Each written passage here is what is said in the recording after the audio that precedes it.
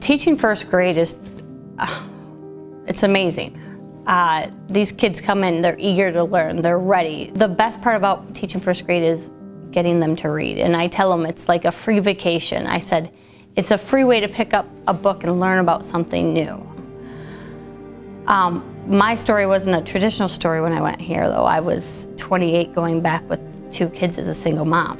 My oldest son, Javen, had asked to, I'm gonna cry, but he had asked if I would print out his paper and will you proofread it? I'm like, what, proofread it? And he's like, yeah, just proofread it. And I did, and as I'm reading it, he read about how I was his hero.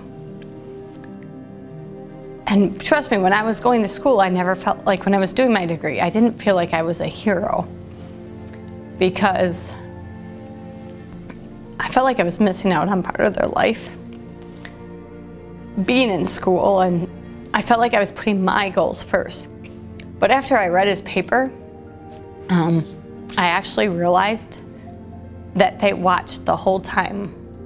And he said, my mom did it to make our life easier and better.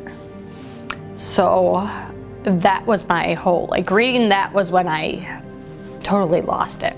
Because I was like, seriously? He said it made him have the drive to want to do better. So that like was when it really paid off. So even having my kids watch, no doubt of my mind, I think of every student as my kid. And I want nothing but the best for them. And every one of their best is different.